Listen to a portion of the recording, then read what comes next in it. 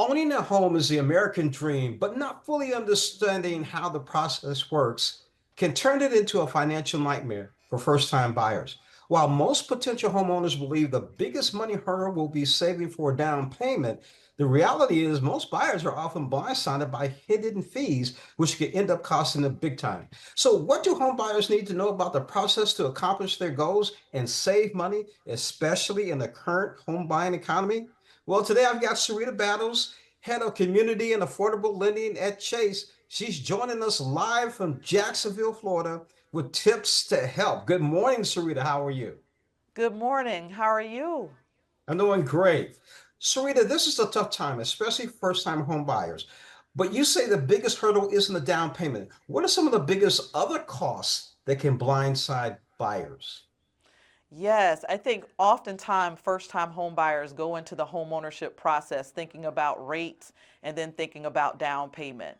And so the first thing that I'm going to say is that most often, and let me dispel this myth, most think that you need 20% to put down on a home. And you don't necessarily need 20% to put down on that home because there are programs out there that will allow you to put pretty much 3% down. And so again, make sure that you're mindful of some of the programs that are out there that will minimize some of your down payment. In addition to that, some of those fees that we don't necessarily think about but are also part of the process are fees like the appraisal fee, inspection fees, homeowners insurance, title insurance, application fee, processing fees.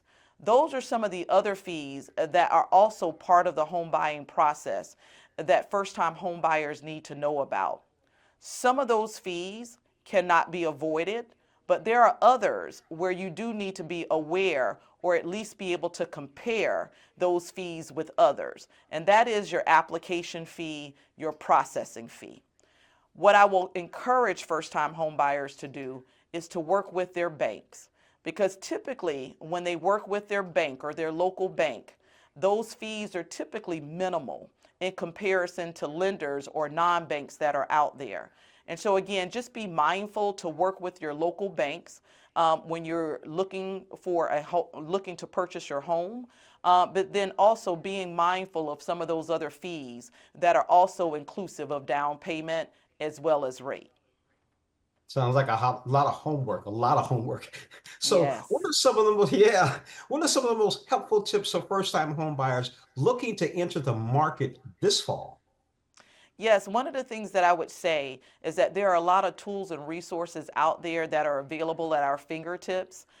Typically, those are online tools that are free for everyone to be able to utilize. What I would encourage people to do is on chase.com/afford, we have a lot of tools and resources available for anyone seeking to purchase a home. Some of those tools are inclusive of podcasts, beginner to buyer podcasts that really provides testimonials of those that have gone through the home buying process. We also have home buyer assistant finder tools that will allow you to find down payment assistance programs that are available in your area that would make homeownership more affordable for you. We have affordability calculators that will allow you to put in the amount of the down payment that you will put down so that you can determine how much your home payment would be.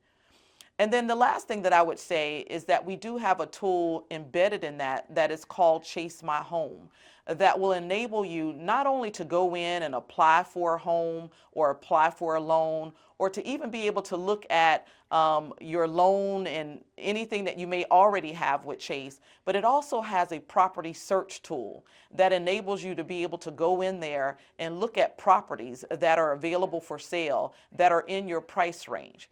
And so again, I would encourage you to visit that site, chase.com/afford, because it is a one-stop shop for those that are seeking to purchase their first home.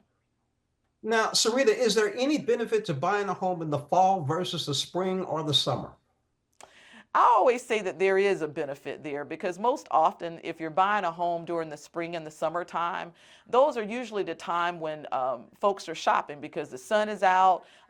It's typically a good time to go out and start searching for a home. Kids are out of school, and so it's a very competitive environment. Usually during the fall and the winter time, it's not as competitive because the kids are back in school. There's not a whole lot of people out shopping for a home during that time frame. And you might even be able to find that you might find some homes that are a little bit more affordable and reasonable for you to buy during that time frame.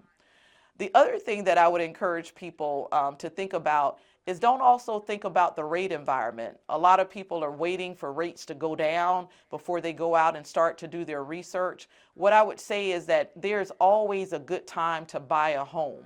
And so in that space, making sure that you're not determining whether or not you're going to go out or buy a home based on seasonality or based on the rate environment, remember that it is always a good time to buy. And that would be the one thing that I would encourage first-time home buyers to realize is that there's always a good time to buy. Finally, Sarita, where can we go for more information? Yes, please visit us at chase.com/afford. Been speaking with Sarita Battles, head of community and affordable lending at Chase. She is down in Jacksonville, Florida. I'm still going to say go Mizzou. Thanks, Sarita, for joining us. Have a great one. You too.